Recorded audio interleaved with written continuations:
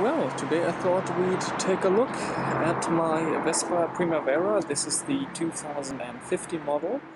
I bought this a couple of months ago, like 4 months almost, and I have been using it actually quite a lot.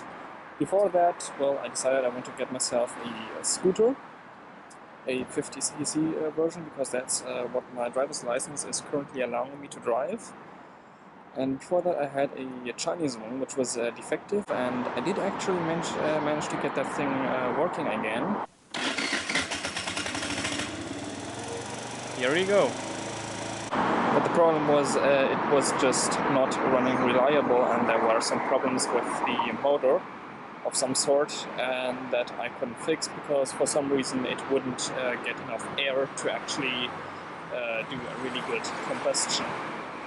Well, anyways, I then decided, well, that Chinese scooter was really annoying me, so I bought myself a Vespa. So again, this is a brand new unit. It's a little bit dirty because, well, it was pretty rainy yesterday, and today is a very nice day where it's nicely and sunny. So I thought we'd have a look at it, and also maybe make a small review of it. I do have to cover up my license plate because, yeah, reasons. And here we go, this is the Primavera. Now there are a total of 2 models, the Primavera 4-stroke and the Primavera 2-stroke. And as of course you've guessed it, you have a 2-stroke or a 4-stroke motor. Now this is the 2-stroke motor one, because, well, after disassembling that Chinese scooter, which had a GY6 50cc engine, was around 49 point something, it was an absolute nightmare to put that engine back together.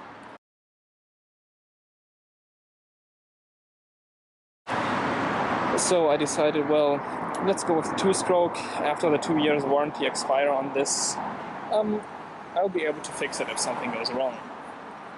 So first of all, we're going to have a look at it, and the first thing, of course, is its front panel. That is where you have your speed indicator and all your other stuff. So let's just switch it on, and as you can see, I still have got a total of 2 units of gas out of a total of 7. Now this motor uses about 3 liters per 100 kilometers, which isn't that bad. It's actually an okay usage, and for how I'm using it, I need to go to the gas station per month 1.5 times. And this is how much I have been driving so far, the trip 8 kilometers, with 1 single full tank of gas. I'm using regular gas, 95 octane, with a 4% or 5% of ethanol. Currently, do not use anything with a 2-stroke engine like this one that has got more than 5% ethanol in it, because you're going to break the engine with that. So all those bio whatever gas are just crap. Don't use them. But I have tested the Shell V-Power on this one, which has 100% octane, and that just runs absolutely smooth. So in total I have been driving a total of 678 kilometers in 4 months, which, well, is quite a lot. But yeah, I'm using this thing every day to go to work, drive things around and so on, and it has been running very nicely in that time. So what options do we also have? Well, we have for the light our switches here. Now one thing I want to mention, the front light here always switches on. So yeah, you only have the option of putting on the full beam by moving that switch over. Then of course a blue light down here will switch on. I'm not going to do that right now because I don't want to start the engine. Then of course we have our horn, like that, and our blinkers, which also have an indicator here, and below that is a warning indicator for gas, meaning that if you run low on fuel, this thing will warn you about how much that you get to the nearest gas station as fast as possible. There's also an oil warning on this side, as you've probably seen or can't see. and when that stays continuously on, you need to refill in an absolute hurry the oil reservoir of the two-stroke motor. Because of course, well, it has to combine the oil with itself, and it also burns some of that oil. Now here's one thing that I don't like, and that is the indicators. See that? They always light up both. It doesn't matter in which position I have that switch. This is the only real thing that I do not like about this. They could at least have put two LEDs in there and just have made the one light up for which corner you're going. But as you can probably tell, yeah, it's just the one on the right that's lighting up. And here we have our ignition switch, and here is just one single switch. With that we can swap over, reset the time, and go to our two counters and the total counter, of course. Okay, well, for those who have never ridden a motorcycle type machine before, this is your gas. There is no gearbox or anything in here. And here we have our brakes, front and back, of course. Then we have our mirrors with me, one on each side, and with the always nice warning objects in more up closer than they appear. So let's just go to the front and see what we've got. We have got the Vespa logo and a Piaggio logo, of course, because Piaggio is the one who manufactures the Vespa. And I just added that small revision sticker. Then we of course have our two blinkers, a small vent slot, and our wheel. And in the top we have got the lamp, which is a combination of a low and a high beam, and the oil reservoir for the front brake, which conveniently has a small nice window, so you can see how much oil is still left, and if a bubble gets too big you need to refill it. You have to refill the oil about every, I believe, 3 to 4 years, because the brake fluid likes to collect water. And the brake for the rear is just a regular brake with a thick wire going to the back. So let's have a better look at our front wheel here. Just to flip that over. And here we have our suspension and our brake disc. So something very simple. And here, of course, our tubes with the oil reservoir and the small cable that goes up to the tells you how fast you're going. Well, it does actually show kilometers per hour and miles per hour at the same time, which is quite good.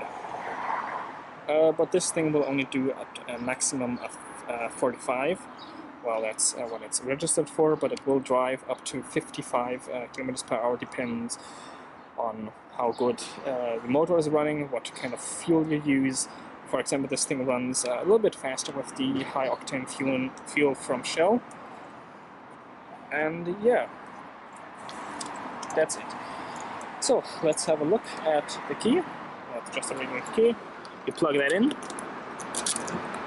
and this is in its normal position. You do have the option to lock the steering. You have to twist the steering completely over, and then you can turn it over. So, as you can see, the steering now is locked, which is always a good option on a scooter.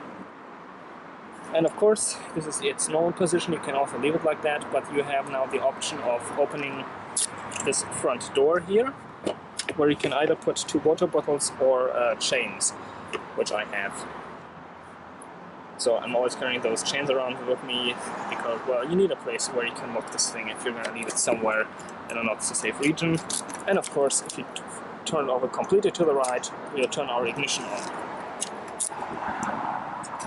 So, now also there are 2 models of the Vespa that either have a plastic footrest or a metal footrest.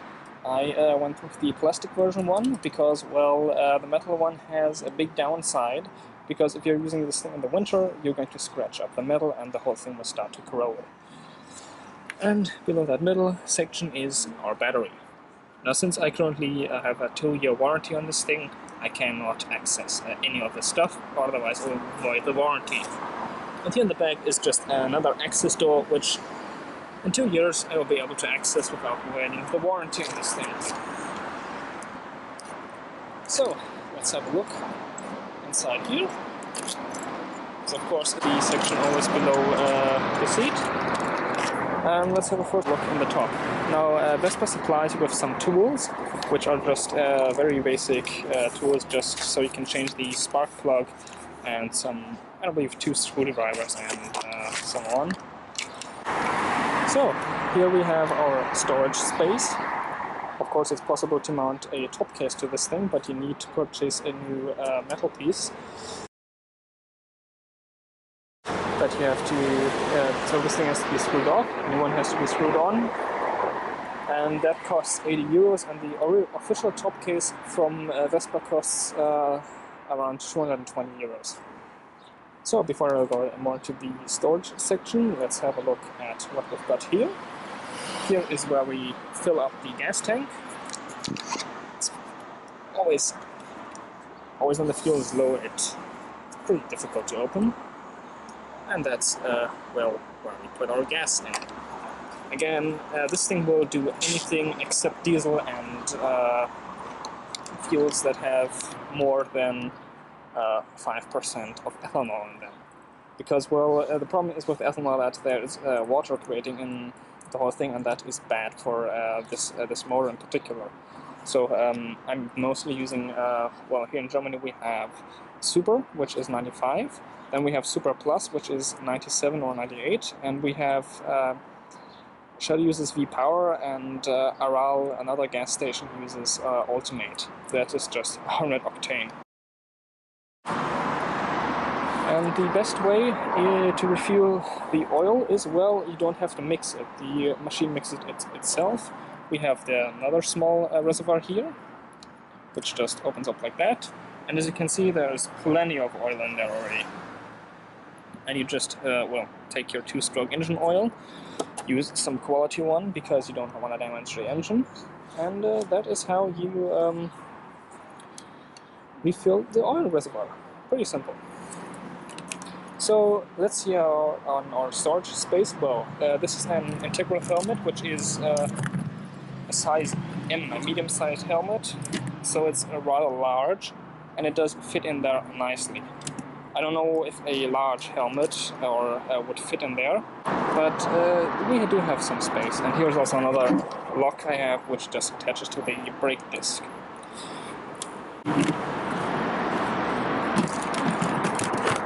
Now another cool feature that Vespa has made, which I've never seen before in any scooter whatsoever, is the accessibility for the motor. We have a small handle here, and we can pull the whole internal section out, and we have access to the whole motor. Here on that side are some plates which hold the serial numbers and the registration things, so that this is actually a valid vehicle and is allowed to drive here.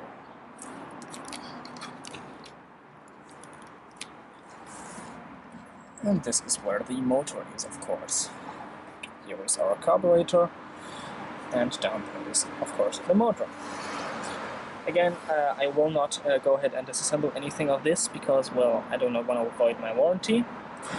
Just going to show you the most simplest thing, and of course then the front is a spark plug, which is great because in the Chinese one scooter I had, it was in a position where you could almost not access it at all.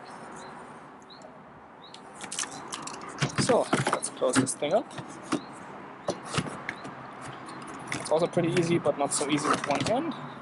One thing I would personally always recommend is that you have some paper towels with you, because if you're going to get gas or refill the oil reservoir, it could always get a little bit messy, so just so you can wipe everything away. And I would recommend that after every third or second or fourth time of getting gas, refill the oil. Do not let that light go on, because that indicates there's low oil in there, and if you're not going to refill that very soon, as soon as the warning light pops up, you could damage the engine, and yeah, really don't do that. So, And of course we also have a kickstart on this thing. Now another thing which I don't like about it is we don't have we only have one main stand on it, which is this one, but we don't have a side stand like you would normally find on regular scooters, motorcycles or bicycles. We just have this one stand, so we always have to put this thing up. I don't know if it's possible to get another one, but so far I haven't done a little bit of research.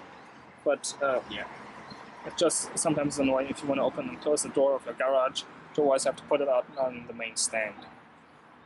Oh, kickstart, very simple to use. And this is, well, the gearbox and quad marks. There's no real gears in there, it's just as an automatic gearbox actually.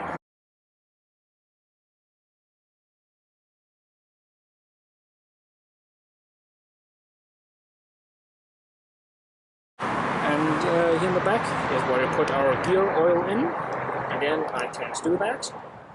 And our back wheel, of course. And inside there is the rear brake. Here are some adjustment settings for the rear brake. Yeah. And of course, more suspension.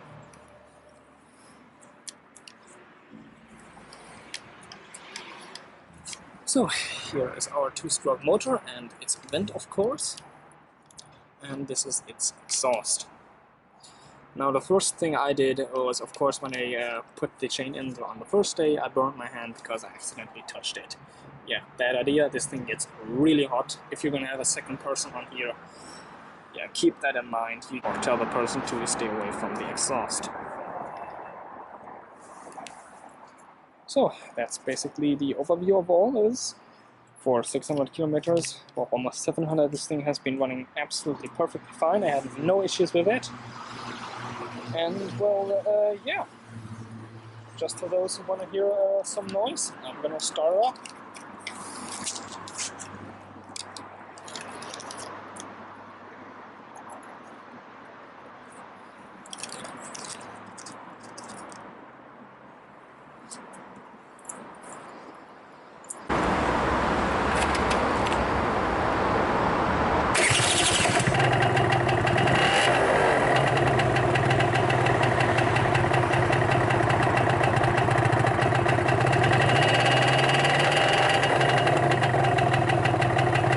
There we have our two-stroke engine.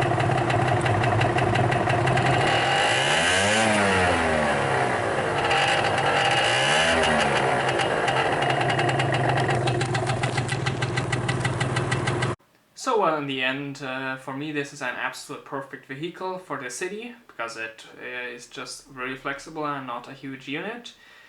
So I would say this is an absolute perfect machine, but you've got to keep in mind it's not cheap. It cost about almost, well, 3,000 euros, so you have to decide for yourself when you want to spend on a scooter.